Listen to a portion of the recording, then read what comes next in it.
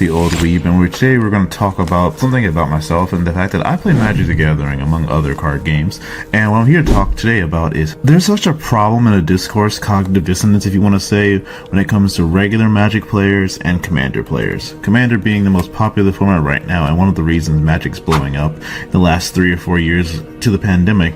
But the problem is that Commander players, exclusively Commander only players, have such problematic behaviors and problematic mindsets. Let's get into it.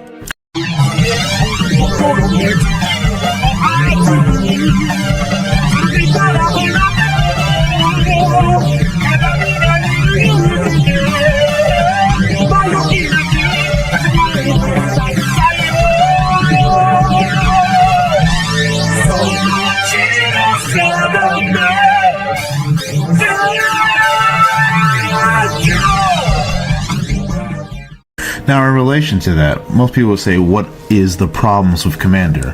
My thing is that I have been part of the Magic community since 2016. I started playing Commander, I want to say a few years after that. And while Commander is one of the first moments of me getting into Magic, I have spent the last 5 years or so playing competitive 60 card formats like Pioneer and Modern. And my thing from seeing both inside and outside the community, why is there such a discourse between the player base? And it comes down to people's expectations from when they sit down to play a game of Commander. And here's the fundamental thing about Magic the Gathering as a card game. Somebody has to win the card game. At the end of the day, you can sit down with 4 people, 8 people if you're a mad person, and play this card game. But somebody has to win the game. Some which way, they're going to have to win the game. And it feels like people have a problem with 2 things. 1, people wanting to win the game, and how they win the game. So I went through some of my Facebook forums and other bits of Reddit and talked to players in person to see what are some of their major gripes with Commander players. And one of the ones I would say is the most consistent is a lack of power level understandment or explanation, because there's this notion that in Commander your deck has a certain power level match to it, whereas be a 1 to 10, that is the range. And if you say your deck's a 7 and you proceed to win the games on turns like 3 or 5, people get super upset. But the problem is that this is an arbitrary system that doesn't really equate to actual power level of the deck, but more to the consistency in which how you could find a win con. Every deck could win games very early on if left unchecked, as opposed to just combo. But this leads into another point of view which has been very contentious in the community, is that do combos belong in Commander? Here's my thing about that statement. Combos absolutely belong in Commander because you're playing a 100 card singleton format with 3 other players with a host of potential cards throughout all of Magic's history. The ways of winning in the game of Magic are so diverse and so vast that sure, you can infinitely combo, but it doesn't mean you have the same infinite combo every single time, or the fact that every deck's going to run the exact same infinite combos. That's a whole different format called CEDH. But when it comes down to it, there's nothing wrong with having a combo finish in your Commander deck, because some games can go extremely long, and if the games are really close and interactive, you start running out of threats and potential win cons. If you hold back an infinite combo to play through all your opponents running out of stuff, then that's a smart game plan. Or if you're locked out of potentially winning through other means and you have alternative I win the game buttons, there's nothing wrong with that. And that's post-editing Old Weeb. This video was actually made a while ago, and a lot of things in my life kind of delayed it coming out. So just letting you know that I am not working with old information. I realize now, and I know now, the RC has been disbanded, which is now controls it. But it doesn't change the points that I made in this video in relation to the RC and the methodology and their overall performance of the years as the people in charge of Commander. Thank you. I know that's not the case anymore. I am an active member of the community. And the fact that people feel like they need to be honest about, oh, hey, does your deck have a way of it going off or winning instantly? It's like, technically speaking, you don't have to tell your players. It's up to them to play with you, and afterwards they can make an informed decision. Which leads to another issue within the Commander community, is that the expectations of playing people you don't know. One of the things I noticed was consistently around some of the complaints and input I got was that people hate playing with Commander players they don't know or at the local game store who are not regulars, and it's because because there's understanding of what your decks are trying to do and how you play in relation to people you don't know. And there's of course the proxy debate along with that factor. Everyone has different rules and morality when it comes to playing a children's card game somehow in a non-competitive format. You don't necessarily always have to abide by house rules, but you do have to abide by the rules of the game itself. And the fact of the matter is, Commander is a casual format and there is no sanctioned event unless you're going to one that is created. Therefore, how you play is completely fair to anyone else in the format. Just because you don't like a particular playstyle doesn't mean you're going to police what other people are doing. If you don't want to play with that person, that's fine. But there's this kind of like moral grandstanding that goes on when certain players want to say what is and isn't valid in terms of playing the game. One of the biggest ones is the stacks debate. And if you're familiar with Commander, you know fully well that a lot of people just hate the idea of being told, no, you can't. Oh, that costs extra. Did you pay the 1? Did you pay the 2? Etc. And this is just a matter of a Ruth Goldberg machine of mind traps and working around your opponent's interference with what your game plan is. Now, the problem is that a lot of people in this format do not play decks that are always super optimized or even halfway optimized. They might play some synergy. They might even look at EDH Rec to see what cards are good, but they don't kind of think about what their opponents are doing. They're trying their best to make sure their deck does the thing, but they don't always consider what opponents could be doing to stop your deck from doing the thing. Which leads to another thing, and that's a sense of entitlement when it comes to players and playing this game. You don't necessarily have to play with someone who may not want to play with, but the idea that you're upset that the other players are interacting with your deck, depending on how powerful or how synergistic it is, what do you expect? This is a Magic the Gathering game, a game that is foundationally based on interacting with your opponent. If you're not taking any game actions on your opponent's turn at all, I don't think your deck is complete, honestly. You should have a way to interact with your opponent in any shape or form, which leads to this kind of idea of the social construct, which essentially is when a jargon of words to mean that, hey, whenever you sit down and talk to someone that you want to play with Commander with, you have to kind of give details of what kind of experience you're going to have, because that's a strange thing to think about in terms of just trying to sit down and play a card game.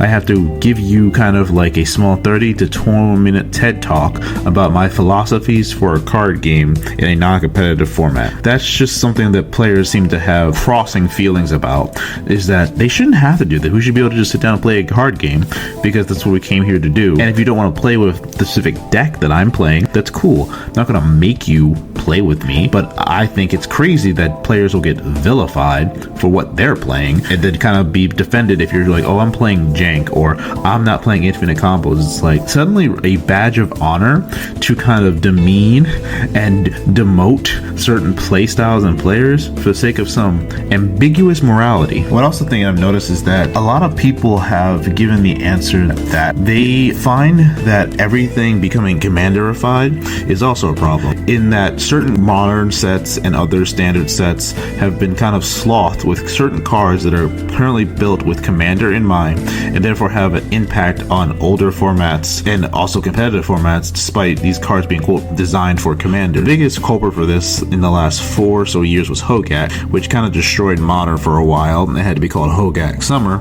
And then it leads to cards like Commander Masters, Hull Breacher, and Opposition Agent. Then there's like Lord of the Rings sets that help change Legacy. Like the list goes on for cards that are made with the concept of like introducing mechanics that could make Commander more enjoyable. Another one being the Initiative in Baldur's Gate. All the card effects that are cool in Commander but have affected Legacy and older formats, because now in those formats like Commander, almost every card is legal, and therefore when you make things a Commander which are meant to be played within a multiplayer environment, now you're down to 1v1. It shifts the power dynamic of a lot of these cards, because now having the Monarch in 1v1 is instantly way more powerful than having the Monarch playing 3 other players. Now I spent a good amount of time kind of like crapping on the kind of whiners and loud minority when it comes to Commander players, but time for me to be fair and pivot course when it comes to people who are, say, more on my side when it comes to conveying our opinions about Commander players. They are not playing 60 card formats for a reason. They maybe not are as spiky or as Johnny or as however you want to phrase it as us, and we believe in playing good cards, optimized cards, always going for synergy, always going for the best lines, and that's something that we like to do, and we try to play with people like us. And I understand that it's very frustrating to be labeled a type of way or a type of player simply because you enjoy the game differently than other people. You should not be judged for how you're playing, but in doing so, we can't then judge them for why they are the way we are. And the people be asking, then what's the point of this video you're making. It's like, I'm highlighting both sides to talk about why all of y'all suck. That is the main point of this video. Commander as a format has become so homogenized and polarizing that it's really hard to have an honest discussion, because you always got to feel that you're talking in bad faith, because you might fall into one or two camps. And lastly, when it comes down to it, is we're never going to have amicable and perfect time playing a card game, because everyone's form of fun is going to be different. But what I do believe that can be done is that there has to be kind of a destigmatization of other play styles. Like, this is more of a overall Magic issue in my mind. Like, there's going to be players who are going to come up and are going to enjoy aggro, combo, or control, and thus that will bleed over into Commander. And thus, if they have a feeling about one or the other and they play against something that's similar to it, they're going to throw a whole hissy fit, and then they're going to be giving condemnations on the player for playing an archetype that they don't like. Don't get me wrong, I have cursed aggro decks into oblivion for years because I think it's a loser playstyle, or I think it's not really playing Magic because you're not really interacting with your opponent or really beating them through a sense of like maneuvers and whatnot. You're kind of just letting the life total go to zero. Whole different video. But the point here is that when it comes to Commander, we have this sense of what is and isn't fun, which is to the last point of why Commander is insane, is the RC, otherwise known as the Rules Committee. This entity exists to police the format and is banning cards based on a semblance of fun, not on power level. There has been some cards that you could say are just super strong and are probably too problematic even in a 4-player game, or 3v1 in that case of the powerful card, to be allowed to be played in this format. But there are some bans that absolutely make zero sense in relation to how the format is designed. For example, the biggest one being Golos. Golos was a fan favorite in Commander players since 2018 when it was released in Core 19. And they ended up banning this card a few years ago because it, quote, homogenized the format, because it made it so that any fringe archetype or fringe playstyle, you could just have Golos be your commander and that would be it. It kind of destroyed diversity and creativity into the format. That's not the point of banning a card. Banning a card in any kind of card game should be based purely on power level. And if you would argue that that's not how they do things, so why are you making that point? It's because they did it anyway with other cards later.